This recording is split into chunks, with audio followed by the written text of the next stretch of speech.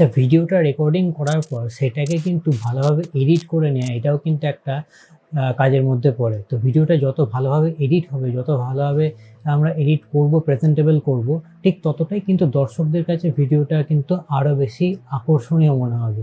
তো মোবাইল দিয়ে একটা ভিডিও আকর্ষণীয়ভাবে এডিট করতে গেলে যে সমস্ত অ্যাপগুলো প্রথম সারিতে আছে তার মধ্যে কাইনমাস্টার হচ্ছে তার মধ্যে অন্যতম। তো আজকে কাইনমাস্টার দিয়ে আমরা দেখে নেব স্টেপ বাই স্টেপ সেই ভিডিওগুলো কীভাবে আমরা এডিট করে প্রেজেন্টেবলভাবে দর্শকদের কাছে প্রেজেন্ট করতে পারি সুন্দরভাবে। তো চলো আর দেরি না করে মোবাইল স্ক্রিনে যাই এবং সেখানে স্টেপ বাই স্টেপ একটা ভিডিওকে এডিট করে দেখে নিই যে কীভাবে সেই ভিডিওটাকে নতুনভাবে সাজিয়ে তোলা যায়। তোমায় কী করতে হবে, প্লে স্টোরে এসে যে কাইনমাস্টার অ্যাপটা রয়েছে সেটাকে ডাউনলোড করে নিতে হবে। আমি যেহেতু ডাউনলোড করে নিয়েছি, এখানে আমার ওপেন আর আনইনস্টল অপশন দেখাচ্ছে, তো আমি সিম্পলি এখান থেকে ওপেন করে নেবো। ঠিক আছে, ওপেন করলে কি হবে, তোমার টার্মস কন্ডিশন পেজে আসবে। সেই টার্মস কন্ডিশনটা কিন্তু আমাকে এখানে অ্যাকসেপ্ট করতে হবে।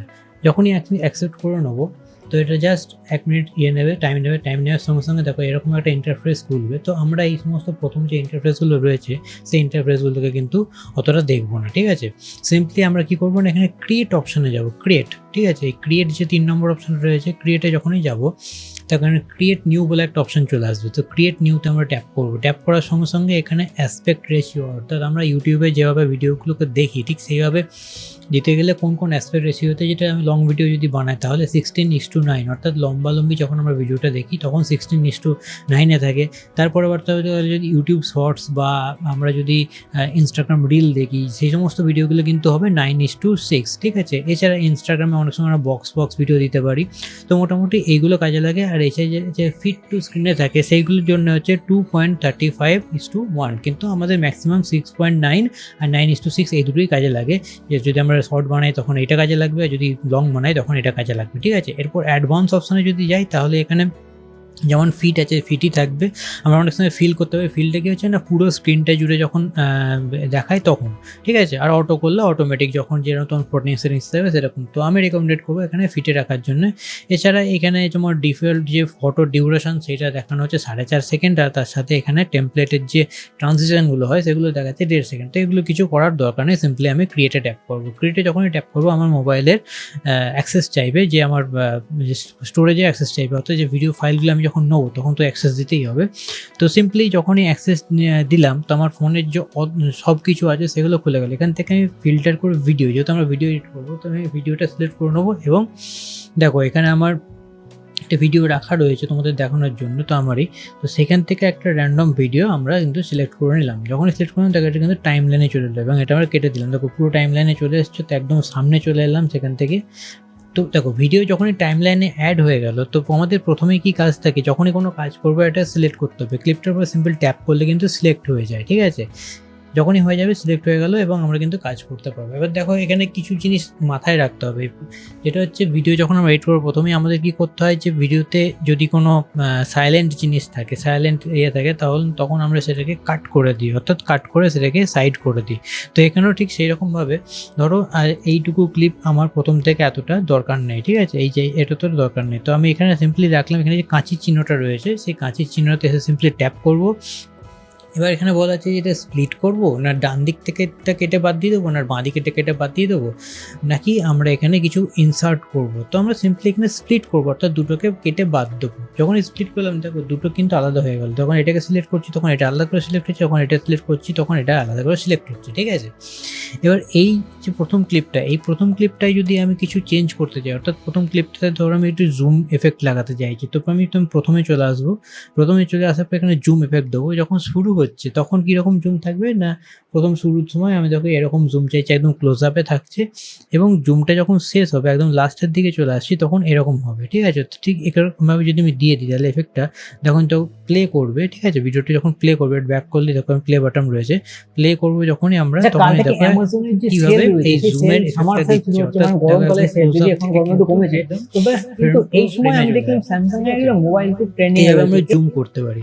এবার ধরো আমি এখান থেকে থেকে কি করব না, এখানে অডিওটা যে রয়েছে, এখানে ধরো একটা গান রয়েছে বা অডিওটা আপ ডাউন করেছে, সেই সমস্তগুলো যদি আমি এখানে একটা এক্সট্রা লেয়ার দিই, একটা এক্সট্রা অডিও দিই, তখন আমাদের কিন্তু এই অডিও ব্যাপারটা কাজে লাগবে। তো সেক্ষেত্রে আমি কী করবো না, এখানে লেয়ারে ট্যাপ করব, এখানে আমি সিম্পলি আরেকটা নতুন মিডিয়া নিয়ে আসবো, অডিওতে ক্লিক করব। অডিওতে ক্লিক করার সঙ্গে সঙ্গে দেখো এখানে অনেক গান টান যেগুলো ইত্যাদি আছে সেইগুলো কিন্তু এখানে চলে আসবে। ঠিক আছে, ধরো আমার অ্যালবামে একটা গান আছে, আমি জাস্ট গানটাকে সিলেক্ট করলাম, গানটাকে সিলেক্ট করার সঙ্গে সঙ্গে এখানে দেখো আমি ইনসার্ট করে দিলাম। ইনসার্ট করে দেওয়ার পরে দেখো এখানে কিন্তু এরকম চলে এসছে। ঠিক আছে, এইবার যখন আমি কি করব, এখানে মিক্সচারে যাব, দেখো এখানে কি হচ্ছে না, আমার এই যে পিচ যেটা আছে অডিওর আপ ডাউন করার যে পিচটা রয়েছে, সেই পিচটাকে কিন্তু আমি এখানে বাড়ানো বা কমানো করতে পারবো।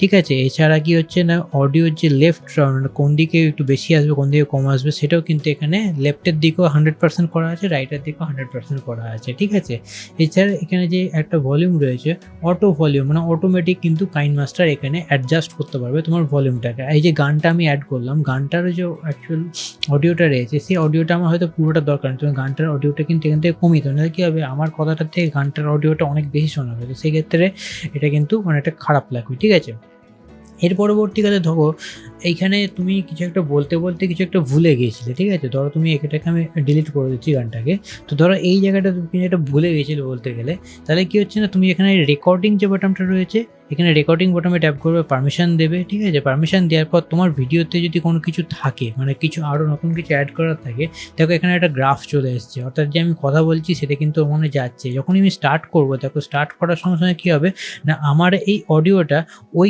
জায়গাটাতে কিন্তু চলে যাচ্ছে। ঠিক আছে, যে আমি স্টপ করলাম, দেখো এখানে কিন্তু একটা অডিও চলে এলো, অর্থাৎ কী হচ্ছে না, এখানে সেই সমস্ত যে অডিওটা আমি অ্যাড করলাম ম্যানুয়ালি, সেই অডিওটা চলে এলো, মানে একটা ভয়েস ওভার কিন্তু আমি এখানে অ্যাড করতে পারছি। ঠিক আছে, এর পরবর্তী কী হয়েছে না, ভয়েস চেঞ্জের সঙ্গে সঙ্গে একটা রিভার্ব বলে অপশন রয়েছে। এবার রিভার্ব জিনিসটা কী, দেখো রিভার্ব বলতে অনেক সময় কী হয় না, আমরা অডিওতে এফেক্ট দিতে যাই, ধরো তুমি বাথরুমে রয়েছো, বাথরুমে থাকলে কী হয় না, অডিওটার এই ফাঁকা একটা ইকো টাইপের আসে, সেই রকম ধরনের একটা এফেক্ট আসবে। ঠিক আছে, তুমি গুহাতে আছো, কেভ, সেখানে একটা ধরনের চার্চে আছো, বা একটা কনসার্ট হলে ওটা ঠিক যেই জায়গাতে যেরকম একটা অডিওর এফেক্ট হয়, ঠিক সেই রকম কিন্তু একটা অডিওর এফেক্ট এখানে চলে আসবে। ইকো রুমে থাকলে একটা অডিওটা ইকো হবে, স্টুডিওতে থাকলে স্টুডিও কোয়ালিটির হয়ে যাবে। তো ঠিক এইভাবে কিন্তু এখানে একটা অডিওর এফেক্ট আমরা দিতে পারবো। ঠিক আছে, তো এই হচ্ছে একটা সিম্পল এফেক্ট অডিওর জন্য। এছাড়া ইকুয়ালাইজার বলে অপশান রয়েছে, যেখানে তুমি তোমার বেস বাড়াতে পারো। ঠিক আছে, বা বেস রিডিউস করতে পারো, রেডিওর মতো একটা ভয়েস দিতে পারো, এই সমস্তগুলো কিন্তু তুমি ট্রাই করে দেখতে পারো। ব্যাস, মোটামুটি অডিওতে সেরকম কিছু আর এডিট করার থাকে না।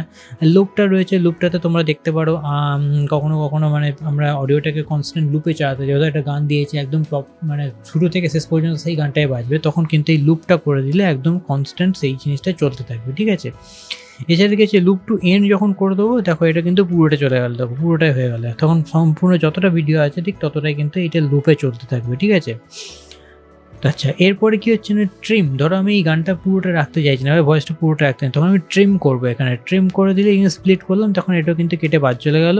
লেফট লাইট করলে লেফট লাইটে কাটবে। তো আমি ধরো এইটুকু সামনের পোর্শনটা রাখতে চাইছি না, সিম্পলি এখানে এসে ডিলিট করে দিলাম, দেখো ওই সঙ্গে কিন্তু চলে গেলো। ঠিক আছে, তো অডিও এডিটিংয়ের ব্যাপারে কিন্তু এই কটা জিনিসই মোটামুটি ছিল। হ্যাঁ, এর বাইরে অডিও এডিটিংয়ে আর কিছু সেরকমভাবে প্রয়োজন হবে না। এছাড়া তুমি রিফ্রেশও করতে পারো, তোমাদের গানটা যদি তুমি চেঞ্জ করতে যাও বা রেকর্ড করতে চাও, তো এটা অটোমেটিক চেঞ্জ হয়ে অটোমেটিক কিন্তু ওইটাই চলে আসবে। ঠিক আছে, তো এবার হচ্ছে আমরা এখানে যাব কোনখানে না, এবার যাবো আমরা লেয়ারে। এবার লেয়ারের মধ্যে কিন্তু অনেক কিছু জিনিস আছে যেগুলোকে বুঝতে হবে। ধরো তুমি আজকে এই যে ছবিটা আমি এখানে অ্যাড করেছিলাম, ঠিক আছে, ওখানে ছবিটা অ্যাড করা রয়েছে বলে এরকম দেখাচ্ছে। এই ধরো এখানে কোনো ছবি নেই, বা এই জায়গাটা আমি একটা ছবি ইনসার্ট করতে চাইছি, তখন লেয়ারে যেতে হবে। লেয়ারে যাওয়ার পর দেখো তুমি এখানে মিডিয়া বা এফেক্ট বা হ্যান্ড রাইটিং, টেক্সট যা খুশি অ্যাড করতে পারো। ঠিক আছে, তো প্রথমে টেক্সটটা দেখিয়ে দিই। টেক্সটটা দেখিয়ে হচ্ছে, ধরো এখানে যখনই ক্লিক করলে এখানে চলে এলে একটা টেক্সট অ্যাড করা। ধরো আমি এখানে হাই লিখলাম, ঠিক আছে, তো যখনই হাই লিখলাম, দেখো এখানে কিন্তু হাই লেখাটা এখানটাই চলে এলো, দেখো একটু বড়, এখানে ধরে তুমি বড় করতে পারবে। এবার এই কি হচ্ছে, হাই লেখাটা কিন্তু এখান থেকে এত অবধি রয়েছে,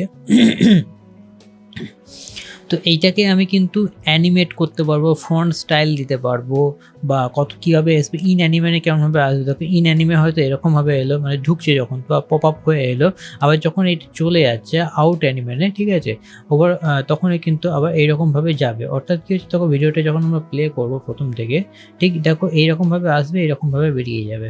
দেখো আমি একটু ব্যাক করি প্রথমে, নাহলে বুঝতে পারবো না ব্যাপারটা। আচ্ছা, এটা সেল দরকার নেই। হয়েছে, সেই দেখো সেল এভাবে সামার সেল পপ শুরু হয়ে হচ্ছে, এলো মানে আর গরমকাল। এটা এভাবে বেরিয়ে গেল, ঠিক আছে। তো এইভাবে কিন্তু টেক্সট এফেক্ট দিতে পারি। টেক্সটের কালার চেঞ্জ করবো, ধরো এখান থেকে এই কালার অপশানে ট্যাপ করলাম, টেক্সটের কালারটা কিন্তু লাল হয়ে গেল। অপাসিটি যদি এইভাবে হালকা করা যায়, টেক্সটটা হালকা কতটা করবো বা ডিপ কতটা করবো, সেটার জন্য আমরা রাখতে পারি। এখানে ব্লেন্ডিং, অর্থাৎ দেখো এখানে কিন্তু এরকম মানে মাল্টি কালার টাইপের একটু আসছে, এরকম ব্যাপারগুলো, বা বুঝতে পেরেছো? তুমি তোমার নিজের মতো কালার এখানে দেখে দেখে দেখে দেখে তোমার যেমন প্রয়োজন ঠিক সেরকমভাবে করতে পারো, ঠিক আছে। টেক্সট অপশানে যখন আসছো, দেখো টেক্সটটাকে আমরা একটু চেঞ্জ করতে হবে। ক্যারেক্টার একটা থেকে একটা দূরে চলে যাচ্ছে, একটা থেকে একটা লাইনের মধ্যে থাকছে। আন্ডারলাইন যদি করতে চাই, আন্ডারলাইন চলে আসবে, ঠিক আছে। বা ধরো এই সাইডে করলাম, সাইডে মাঝখানে, এটা হচ্ছে একদম রাইট সাইডে, ঠিক এইভাবে কিন্তু আমরা এই জিনিসগুলোকে টেক্সটে চেঞ্জ করতে পারি, টেক্সটের স্টাইলগুলো চেঞ্জ করতে পারি। আর আউটলাইন জিনিসটা হচ্ছে কী হলো, যখন এটা আমি অন করবো, দেখো এখানে একটা বর্ডার যদি আমরা দিতে চাই, ঠিক আছে। দেখো একটা বর্ডার চলে এলো, বর্ডারটা মোটা করছি, সরু করছি, দেখো একটা বর্ডার টাইপের টেক্সট, যেটা দেখতে অনেক সময় কিন্তু ভালো লাগে আমাদের, ঠিক আছে। তো এই বর্ডারগুলো কিন্তু দিতে পারবো। এছাড়া আমরা টেক্সটের স্যাটর দিতে পারি, ধরো একটা ছায়া টাইপের পড়বে টেক্সটের, ঠিক আছে। এরকম ছায়া টাইপের যখন পড়বে, যেখানে সেখানে একটা কিন্তু ভালো এই জিনিস হবে। ধরো আমি আজকে এখানে এরকম একটা ছায়া দেবো, দেখো একটা হালকা করা কিন্তু ছায়া চলে এসছে টেক্সটের সঙ্গে, বুঝতে পারছো নিশ্চয়ই তোমরা, ঠিক আছে। তো এরকম একটা শ্যাডো কিন্তু আমরা দিতে পারি। এছাড়া কি হচ্ছে না, টেক্সট যদি গ্লো করাতে যাবে, একটা গ্লোয়িং এফেক্ট চলে এলো, বুঝতে পেরেছি। এটা গ্লোয়িং এফেক্ট কিন্তু এর মধ্যে আমরা দিতে পারি। তাছাড়াও কিন্তু আমরা এখানে ব্যাকগ্রাউন্ড কালারও দিতে পারি, অর্থাৎ এটা ব্যাকগ্রাউন্ড চলে আসবে, ঠিক আছে। দেখো এখানে যদি একটা কালার দিয়ে দিই আমি, দেখো একটা ব্যাকগ্রাউন্ড চলে আসছে। পুরোটা আমাদের দরকার নেই, যেহেতু আমরা ওইটুকু পোর্শনের জন্য যদি নিই, তবে সেখানে একটা ব্যাকগ্রাউন্ড দেওয়া যেতে পারে। এই হাই লেখাটার মধ্যে এটা ছোটো বড়ো করতে গেলে এরকমভাবে করতে পারো, বা লেখাটাকে এরকম ঘোরাতে পারো, সেগুলো কিন্তু এখান দিয়ে হয়ে যাবে, ঠিক আছে। তো মোটামুটি ভিডিও এডিটিং করতে গেলে বা টেক্সটের যে অ্যানিমেশনগুলো করতে, আমরা কিন্তু পুরোপুরি এই টেক্সট থেকে করতে পারবো। এছাড়া তুমি এডিট অপশানে ক্লিক করে হাইয়ের সঙ্গে আরও অনেক কিছু জুড়তে পারো, XYZ তোমার যা যা লেখা দরকার, বা যদি মোছার থাকে সেটাও করতে পারবে ইজিলি এডিট অপশান থেকে। এছাড়া তুমি ফন্টে গেলে, এখানে প্রচুর ফন্ট স্টাইল আছে। তুমি ফন্ট স্টাইল ধরো আমি এটা সিলেক্ট করে দিচ্ছি র্যান্ডমলি, তো দেখো এখানে অটোমেটিক কিন্তু এখানে উপর দিকে টিকে ক্লিক করতে হবে, দেখো ফন্ট স্টাইলটা কিন্তু অটোমেটিক চেঞ্জ হয়ে যাচ্ছে। তো এখানে কিন্তু ফন্ট স্টাইলও আমরা কিন্তু চেঞ্জ করতে পারবো, ঠিক আছে। আচ্ছা, টেক্সটের পরে এবার আমরা একটা ফটো অ্যাড করবো এর মধ্যে। তো লেয়ারে যাবো, সিম্পল, এখানে দেখো মিডিয়া বলে অপশান রয়েছে, ঠিক আছে। মিডিয়াতে যখনই যাবো, দেখো পুরো এখানে গ্যালারি খুলে আছে, তো আমরা এখানে ইমেজে চলে আসবো, ঠিক আছে। ইমেজে চলে আসার পরেই কী হবে না, এখানে ইমেজে চলে আসার পর আমি র্যান্ডম ফটো সিলেক্ট করে নিচ্ছি। তো ধরো র্যান্ডম ফটো আমি সিলেক্ট করছি, এখান থেকে ক্যামেরা থেকে আমি একটা র্যান্ডম ফটো নিয়ে চলে এলাম। দেখো এই ফটোটা আমি নিয়ে এলাম, ঠিক আছে। এবার ফটোটাতে কী হলো, দেখো ফটোটা কিন্তু আমার মুখের উপরে চলে এসছে একদম। তো এবার মুখের উপরে তো ফটোটা রাখবো না, ধরো সাইডে রাখবো। ধরো এখানে সেম টেক্সটের মতনই আমরা এরকম করে কিন্তু এটাকে ফটোটাকে ছোটো বড়ো করবো দরকার লাগলে, এবং এইভাবে কিন্তু সাইডে দিয়ে দিতে পারবো যেখানে আমার অ্যাকচুয়ালি দরকার। তো ঠিক ওইরকমভাবেই কিন্তু একই রকমভাবে আমরা ফটোর ক্ষেত্রেও কিন্তু আমরা একইভাবে যেমন টেক্সটে করেছিলাম, দেখো ক্রপিং করতে হবে, ফটোটা কতটা ছোটো বা কতটা বড় দেবো, তো এইটুকু ফটোটা আমার দরকার, তো আমি ক্রপ করে নিলাম জাস্ট, ঠিক আছে। সিম্পলি ক্রপে গিয়ে করে দিলে হয়ে যাবে। মাস্কিং করতে গেলে আমরা অনেক সময় কী হয় না, এরমভাবে অনেক সময় কী হয়, এইটুকু ডিজাইন বা এরকম গোল করে যদি ফটোটা দেখাতে যাই, বা এরকম হার্টের মতো শেপে ফটোটা দেখাতে যাই, সেগুলো কিন্তু আমরা করতে পারবো, ঠিক আছে, মাস্কিং জায়গাতে এসে শেপ দিয়ে। হ্যাঁ, তো এখানে দেখো ফেদার যখন চেঞ্জ হচ্ছে, একটা হালকা সাইডে বর্ডার টাইপের আসছে, তো সেগুলো কিন্তু আমরা করতে পারবো। জাস্ট ক্রপ করে দিলাম, দেখো ফটোটা কিন্তু এখানে দেখতে সুন্দরভাবে চলে এলো, ঠিক আছে।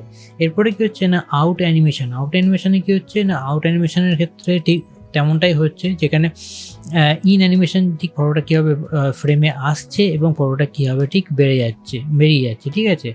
আর এখানে যে ওভারঅল অ্যানিমেশন আছে, সেখানে কিন্তু ওভারঅল ফটোটা আসবে যাবে, ঠিক কোনভাবে আসবে যাবে সেইভাবে কিন্তু এখানে হচ্ছে, ঠিক আছে। জিটার টাইপের হতে পারে, যেরকম টাইপের তুমি তোমার দিতে চাইছো ফটোটাকে, ওকে।